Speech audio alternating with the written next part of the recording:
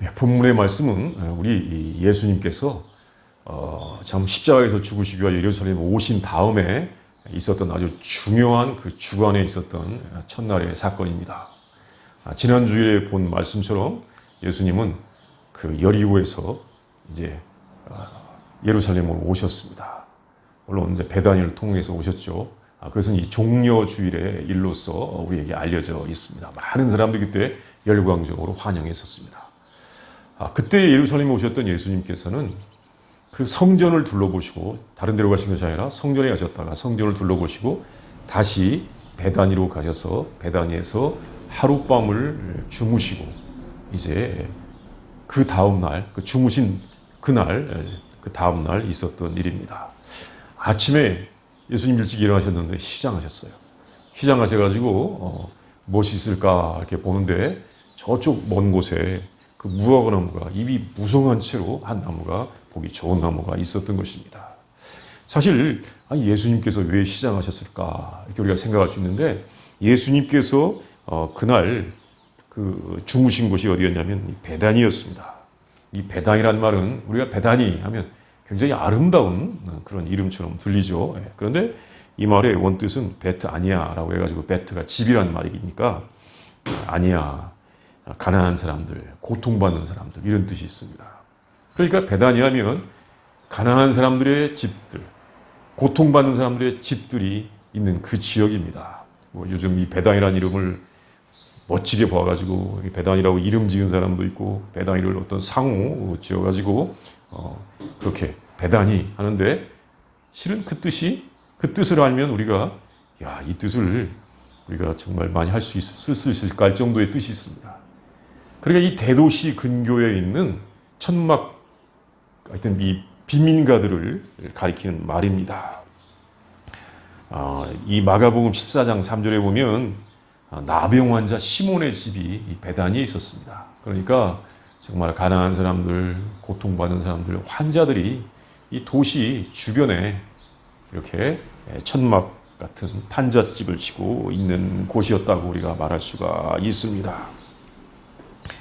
예수님이 예루살렘에 오시면 그 베다니가 우리 예수님이 주무시던 곳이었습니다. 예수님은 정말 말씀하신 것처럼 뭐 다 굴이 있고 다 이런 이 둥지가 있는데 머리 둘 곳이 없다고 말씀하셨던 적이 있었죠. 예수님은 그 권세가 있으시다고 보여주고 능력이 있으심에도 불구하고 이 베다니에서 주로 머물러 계셨던 것입니다.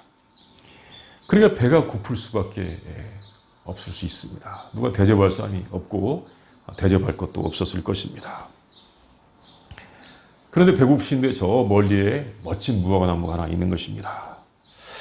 그래서 혹시 주님이 뭐 물으셨던 건 아닙니다. 혹시 열매가 있을까 봐가지고 거기에 가서 보았는데 열매가 없었습니다. 아주 그냥 잎이 무성하게 있었던 것입니다. 그때 예수님은 그 나무를 향하여 이런 말씀을 하셨습니다. 이제부터 영원토록 사람이 내게서 열매를 따먹지 못하리라. 이 좋은 말씀입니까? 나쁜 말씀입니까? 이제부터 너에게서 사람들이 영원토록 열매를 따먹지 못하리라. 이렇게 말씀하시고 그 다음날 봤는데 그 나무가 뿌리채 말라 있었던 것이죠. 제자들이 이 말을 들었습니다. 그리고 보았습니다. 참 예수님께서는 그간에 어떻게 했습니까? 주로 정말 평안을 전하시고 구원을 전하시고 정말 복을 주셨는데 이 말은 아주 심판에 가까운 말씀을 하셨던 것입니다. 그리고 예수님께서는 이제 그 일이 있은 다음에 이제 걸어서 예루살렘으로 가셔서 성전으로 가셨습니다. 그런데 이렇게 성전에 가신 것은 주님께서 성전에서 희생의 제사를 드리러 가신 것이 아니고 중요한 목적이 있었습니다. 이것은 전날에 성전에서 아주 잘못된 것을 보았었기 때문입니다. 물론 그 잘못된 것은 진작에도 있었고 또 아셨습니다. 그런데 그 전날 그걸 또 분명히 보셨습니다. 그날에도 성전 뜰에는 뭐가 있었냐면 소와 양과 비둘기들이 있었습니다. 또 그것을 파는 사람들이 있었습니다. 소와 양과 비둘기, 염소 이걸 갖다 놓고 파는 사람들이 있었습니다. 또 돈을 바꾸어주는 사람도 있었습니다. 무엇하고 있었냐면 성전에서 장사를 하고 있는 것입니다. 이것을 보시고 예수님께서는 여러분들 장사 잘 되십니까? 하나님의 축복이 있기를 바랍니다. 이렇게 말씀하셨으면 진짜 사람들에게 환영을 받았을 텐데 가서 뭐 하셨냐면 예수님은 그 상을 둘러 엎으시고는 돈을 바꿔주는 사람들의 상을 둘러 엎으시고는 채찍을 가지고 소와 양과 염소 이런 것들을 다 쫓아내셨습니다. 그리고 그 상인들을 향하여 또 쫓아내셨습니다. 엄청난 한바탕의 난리를 만드신 것입니다. 주님이 평안케 하시고 복을 주시는 주님이셨는데 여기서는 난리를 만드셨습니다. 그리고 이렇게 말씀하셨습니다.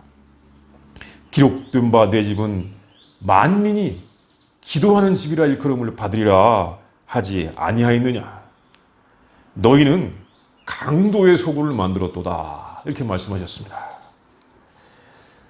이렇게 말씀하실 때 한바탕 난리를 만드신 다음에 이렇게 말씀하실 때 아무나 그냥 그걸 묵인했겠습니까? 성전의 관리들 또 대제사장들 이런 사람들이 와서 다 보고는 많이 놀라면서 예수님께 적대감을 갖게 되었습니다. 사실 예수님은 그 죽은 나사로를 살렸다고 하는 것과 그것이 소문이 다 났기 때문에 많은 사람들이 예수님을 따르고 있었기 때문에 예수님을 함부로 할 수는 없는 상태입니다.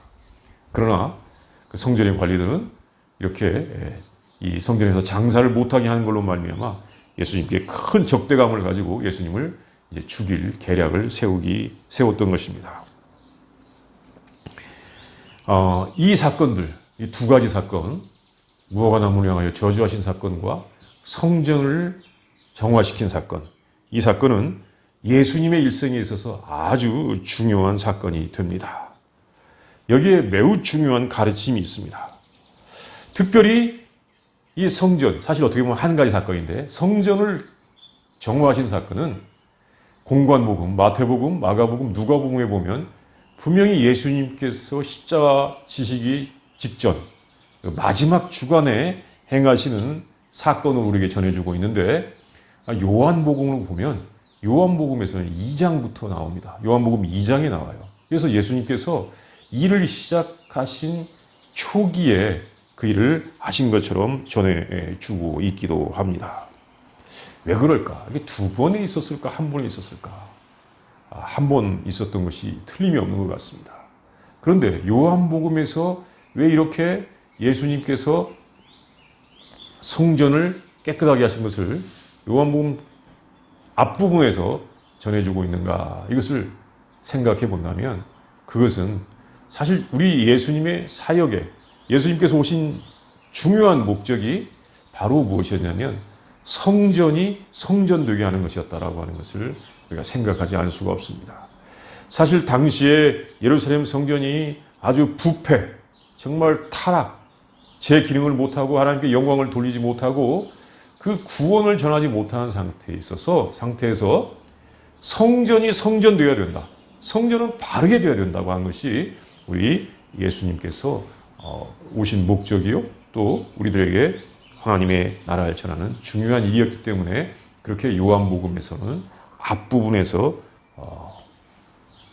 그 사건을 전해주고 있었다고도 생각이 되는 것입니다. 사실 성전이 바르게 된다면 성전이 된다면 정말 세상은 바르게 되는 것입니다. 이 세상에는 하나님의 다스림이 있게 되는 것입니다. 오늘날 이 세상에 예수님께서 오셨다가 지금 하늘나라로 승천하신 지도 2000년이 되었는데 아직 이 세상이 하나님의 다스림이 부족한 세상이라고 한다면 성전이 성전되지 않았기 때문에 성전이 부족함이 많기 때문에 그렇다고도 우리는 말할 수 있습니다.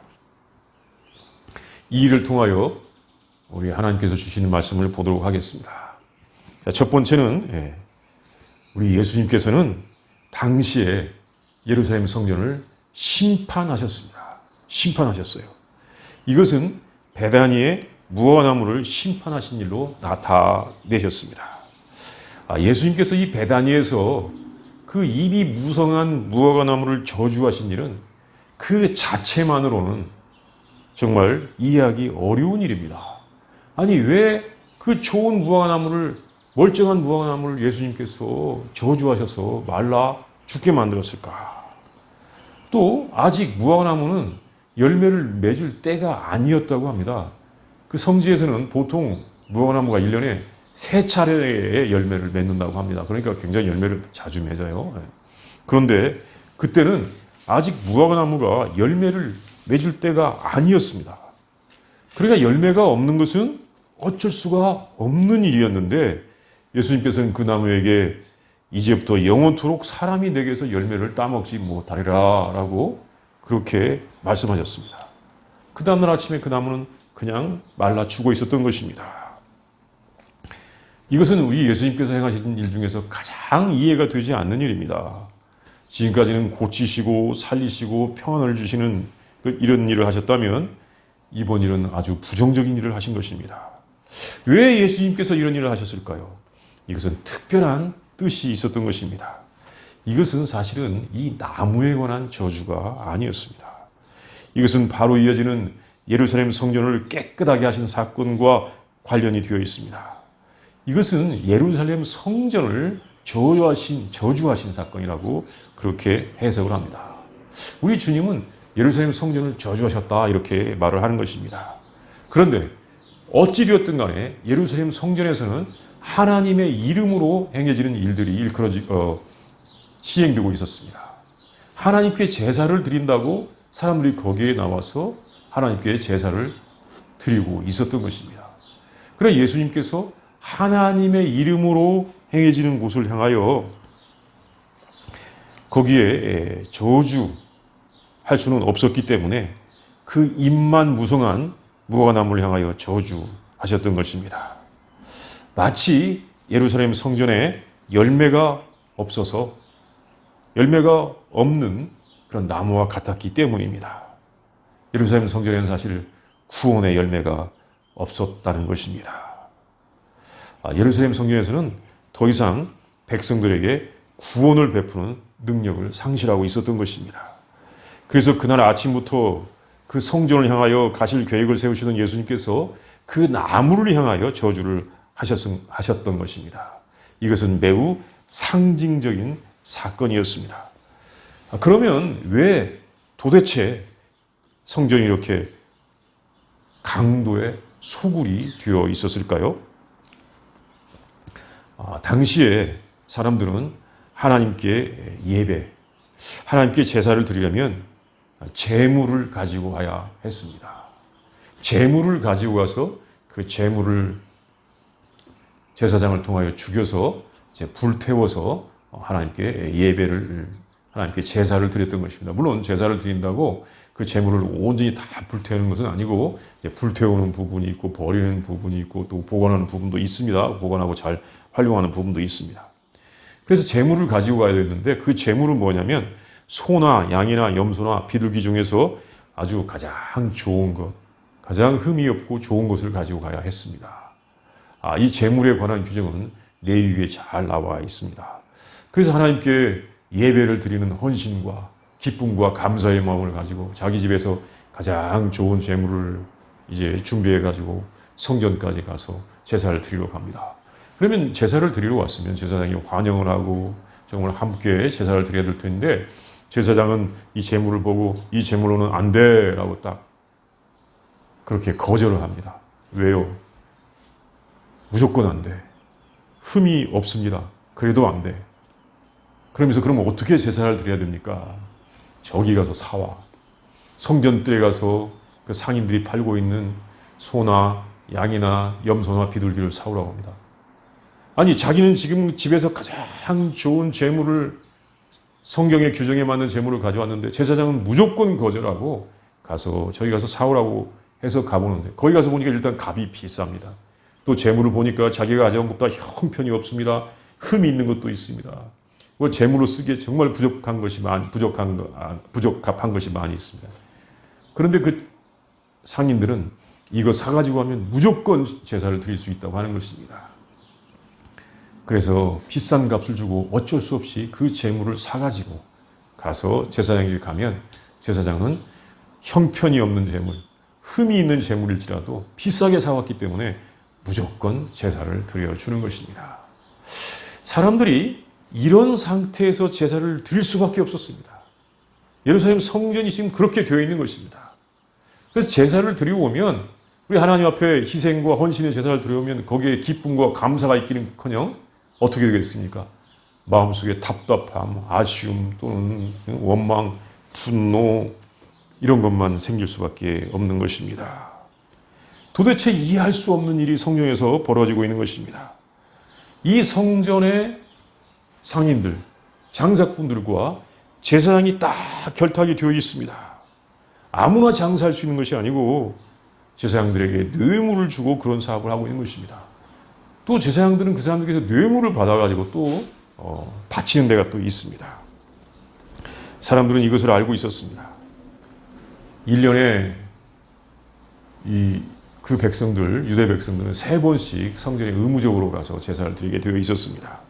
그런데 갈 때마다 이런 일이 있으니 제사를 드리러 갈 때마다 기쁨과 감사하는 것이 아니라 도리어 원망이 나올 수밖에 없는 건 아니겠습니까? 이것이 당시의 예루살렘 성전의 모습입니다. 정말 이것은 강도의 소굴이라고 할 수가 있는 것입니다. 그런데 어느 누구도 이것을 바로잡을 수가 없는 것입니다. 제사장 그 권세를 잡은 사람들의 권력이 엄청나게 강하였고 또 제사장의 무리들이 예루살렘 로마의 총독과 결탁이 되어 있었기 때문입니다. 사실 당시에 대제사장을 로마의 총독이 임명을 했습니다.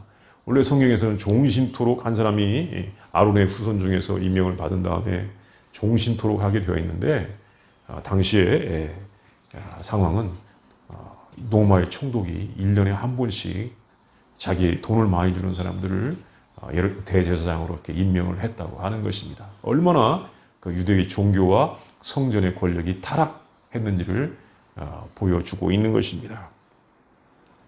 사람들은 거기에 감히 저항할 수가 없었습니다. 거기에 저항하면 마치 하나님의 뜻을 어기는 것처럼 그렇게 다 뒤집어 썼던 것입니다. 로마의 군대에 의해서 진압될 수도 있는 것입니다. 이것이 유대 백성이 처한 상황, 당시의 성전의 모습이었던 것입니다. 자, 이런 상태에 있었습니다. 자, 그러면 두 번째입니다. 왜 이런 일이 일어났겠습니까? 왜 성전이 강도의 소굴이 되었겠습니까? 그것은 악한 권세자들이 하나님의 법을 악용하였기 때문입니다. 예수님께서 성전이 지금 강도의 소굴이 되었다라고 하신 말은 일찍이 구약 성경의 예레미야 선지자가 한 말이었습니다. 우리가 이 말씀을 한번 성경에서 찾아보도록 하겠습니다. 예레미야 7장, 구약 성경 1061쪽을 펴시면 도움이 됩니다. 구약 성경 1061쪽.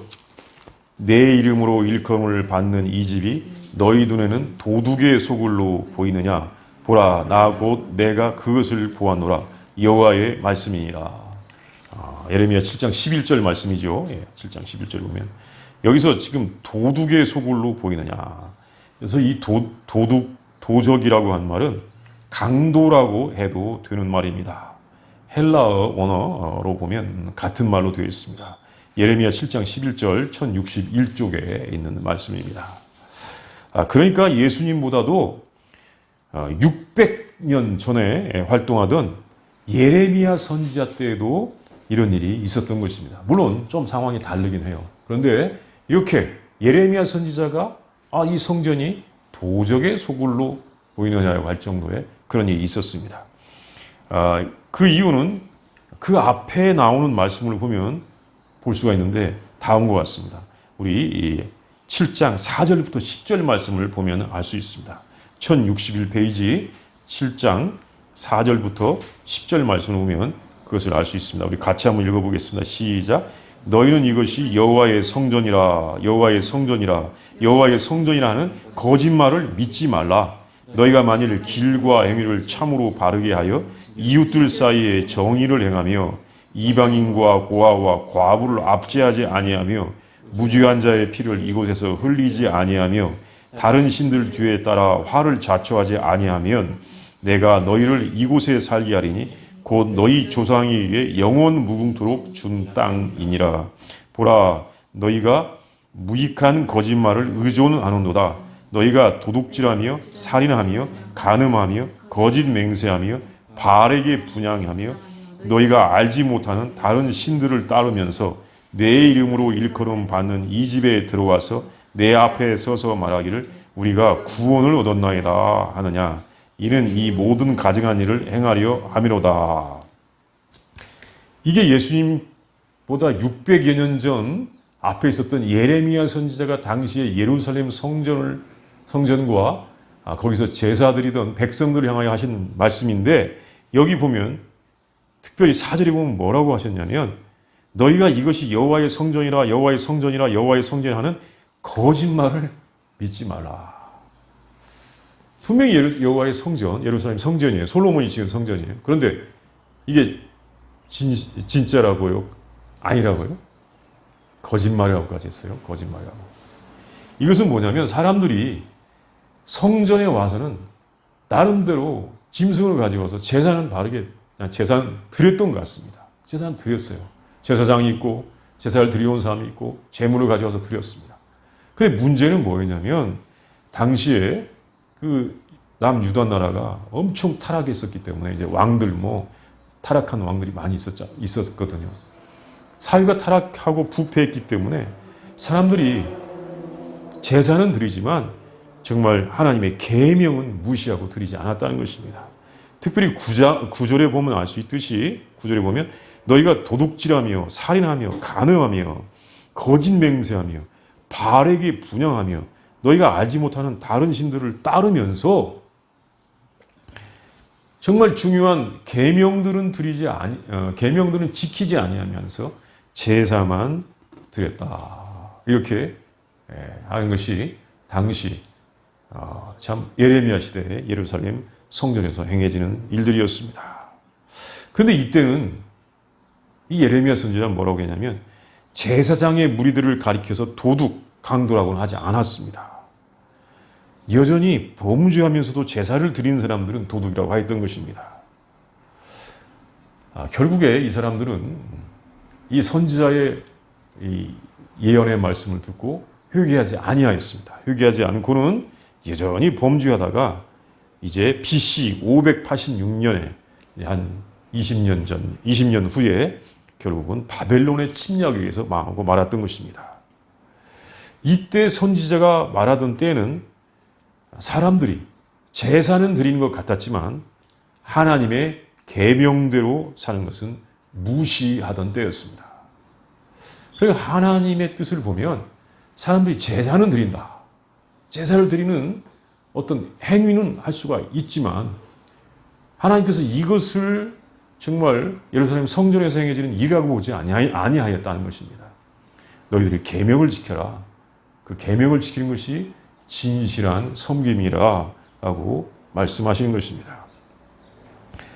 이제 그 후에 시대가 바뀌었는데 정말 더 안타까운 것은 권력을 가진 제사장의 무리들이 타락하고 불의를 행한다는 것입니다. 사람들은 아무리 제사를 잘 드리고 싶어도 이게 이제 예레미야 시대하고 약간 다를 수가 있지만 사람들은 아무리 제사를 잘 드리고 싶어도 제사장의 무리들이 탐욕을 행하기 때문에 제사를 제대로 드릴 수가 없는 상태가 되었습니다. 제사를 드리는 것이 정말 기쁨과 감사가 없는데 거기에 무슨 구원의 능력이 있겠습니까? 사실 제사를 드리는 것은, 예배를 드리는 것은 거룩하신 하나님을 만나는 의식인데 제사장들이 그것을 하나의 인간적인 형식적인 행위로, 의식적인 행위로 만들어 버렸던 것입니다. 제사장이 많이 타락했던 것입니다. 제사장이 그렇게 타락했던 것은 로마의 식민지 통치 때문이었습니다. 그 큰 영향이 있었던 것입니다. 어둠이 세상을 지배하고 있었고 하나님의 구원을 바라는 백성들은 계속 절망하는 상태에 있었던 것입니다. 그런데 결국 이렇게 타락한 성전은 예수님께서 이렇게 말씀하신 다음에 40년 후에 회개하지 않다가 40년 후에 AD 70년에 로마의 침략에 의해서 몽땅 정말 도류에 돌 하나도 남기지 아니하고 다 파괴되고 말았던 것입니다. 하나님의 뜻을 저버리고 형식만 남은 제사는 결국 어느 누구도 구원하지 못하는 결과를 가져오는 것입니다. 그럼 이제 본문의 세 번째, 그러면 이제 하나님의 집은 어떤 곳이어야 합니까? 하나님의 집은 어떤 곳입니까? 예수님께서는 그곳을 가리켜 만민이 기도하는 집이라고 하셨습니다. 모든 민족이 기도하는 집입니다. 이것은 사실 일찍이 이사야 선지자를 통하여 선포된 말씀입니다. 우리 이사야 56장의 말씀도 한번 읽어보겠습니다. 이사야 56장, 구약성경 1037쪽, 이사야 56장 7절의 말씀입니다. 7절의 말씀. 우리 예수님께서 이 말씀을 인용하셨습니다. 같이 읽겠습니다. 시작. 내가 곧 그들을 나의 성산으로 인도하여 기도하는 내 집에서 그들을 기쁘게 할 것이며 그들의 번제와 희생을 나의 제단에서 기꺼이 받게 되리니 이는 내 집은 만민이 기도하는 집이라 일컬음이 될 것임이라. 그러니까 사람들이 이사야 선지자 당시에도 이 번제 희생을 드려도 우리 주님이 받지 않으셨었는데 이제 우리 예수님 메시아가 오신 다음에는 사람들이 드리는 희생과 이 제사를 하나님께서 기꺼이 받으시게 된다는 것입니다. 그리고 그곳은 만민이 기도하는 집이라고 일컬음을 받는다는 것입니다. 이것이 메시아가 오실 때 이루어질 정상적인 성전과 제사의 모습입니다. 하나님께서 성도들이 드리는 번제와 희생을 기꺼이 받으십니다. 그럼 어떻게 이렇게 될까요? 이것은 사실은 그 56장 1절부터 보면 알 수 있습니다. 우리 56장 1절에서 이것을 볼 수 있습니다. 한번 1절 같이 읽어보겠습니다. 아까 찾았으니까 시작. 여호와께서 이와 같이 말씀하시기를 너희는 정의를 지키며 의를 행하라. 이는 나의 구원이 가까이 왔고 나의 공의가 나타날 것임이라 하셨도다. 이와 같이 참 우리 주님이 메시아가 오신 다음에는 사람들이 정의를 행하며 의를 행해야 한다는 것이죠. 그리고 56장 6절에서도 볼 수 있습니다. 우리 56장 6절 같이 한번 읽겠습니다. 시작. 또 여호와와 연합하여 그를 섬기며 여호와 이름을 사랑하며 그의 종이 되며 안식일을 더럽히지 아니하며 나의 언약을 굳게 지키는 이방인마다 이제 그 이방인들이 하나님과 연합하여 하나님의 언약을 지키는 이방인들이 이제 그 하나님의 성산, 하나님의 집에 가서 기도를 하게 된다는 것이죠. 이 말씀에서 알 수 있는 것은 하나님의 백성들의 집에는 이 정의와 공의가 있고 또 사람들이 하나님과 연합하여 이것을 지키게 된다는 것입니다. 그러면 이 정의와 공의를 행한다는 것은 무엇이겠습니까? 그것은 사실 정의를 행한다, 공의를 행한다, 공평하게 행하는 거예요. 또는 생명을 사랑하는 것입니다. 또 이웃을 사랑한다는 것입니다. 이와 같이 이웃을 사랑할 때, 생명을 사랑할 때, 그럴 때 하나님은 그 제사를 받으십니다.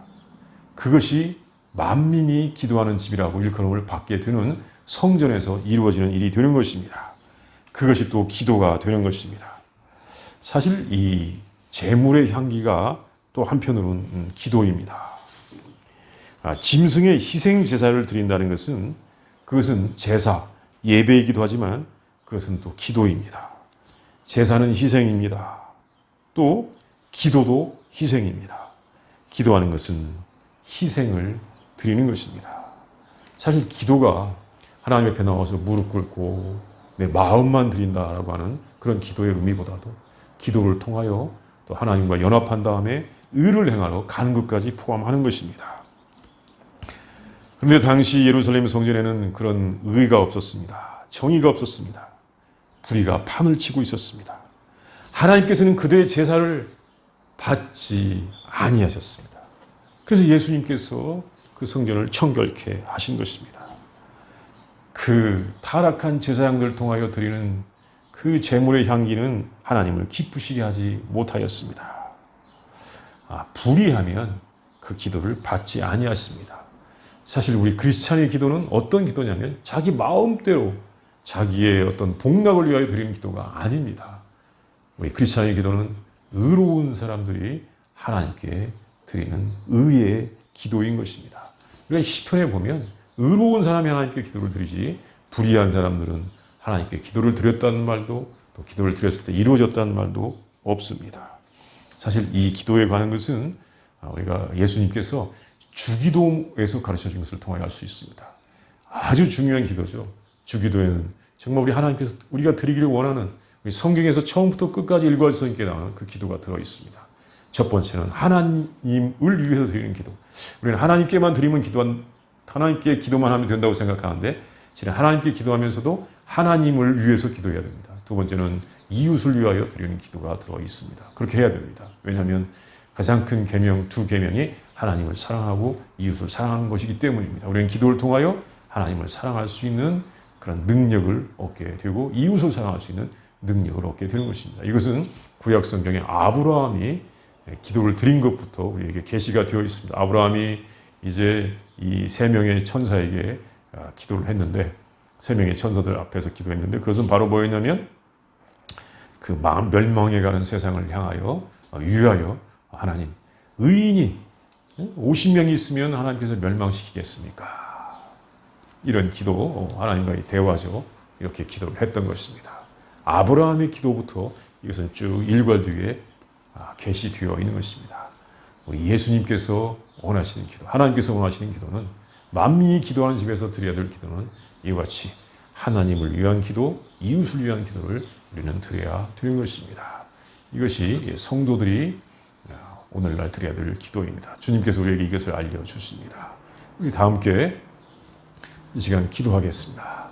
먼저 묵상합니다. 묵상하는데 우리 예수님께서 시장하셔서 무화과나무 앞을 가셨는데 잎만 무성한 무화과 나무를 보시고 참 안타까운 저주를 하셨죠. 그것은 사실은 예루살렘 성전을 향하는 상징적인 사건이었습니다. 그리고 예루살렘 성전에 가셔서 거기서 장사하는 상인들을 다 내어 쫓으셨습니다. 그리고는 이 집은 만민이 기도하는 집이라 일컬음을 받으려고 말씀하셨습니다. 우리 이것을 한번 묵상하겠습니다. 사랑과 은혜가 풍성하신 하나님, 우리에게 생명을 주시고 우리에게 구원의 은혜를 주시기를 원하시는 아버지 하나님 감사합니다. 주님, 우리 예수님께서 우리에게 하신 말씀을 통하여 우리가 진리와 생명과 구원을 알게 하여 주시옵소서. 아버지 하나님, 정말 모든 사람들이 의를 행하고 공의를 행하게 하여 주시옵소서. 주님, 생명을 사랑하게 하시고 하나님의 계명을 지키게 하여 주시옵소서. 이웃을 사랑하게 하여 주시옵시며 더 하나님을 사랑하게 하여 주시옵소서. 아버지 하나님, 바른 기도를 드리게 하여 주시옵시고 성전이 성전되게 하여 주시옵시고 성전이 바르게 됨으로 말미암아 아버지 온 땅이 하나님의 다스림을 받게 하여 주시옵시며 구원과 기쁨과 생명과 평화가 충만한 그런 땅이 되게 하여 주시옵소서. 하나님, 오늘날 여러 가지 질병으로 고통받고 있는 사람들을 불쌍히 여기시고 긍휼을 베풀어 주시옵시며 아버지 하나님, 우리가 탐욕을 버리고 하나님의 뜻을 행하도록 역사하시고 인도하여 주시옵소서. 불쌍히 여겨 주시옵소서. 예수님의 이름으로 기도합니다. 아멘.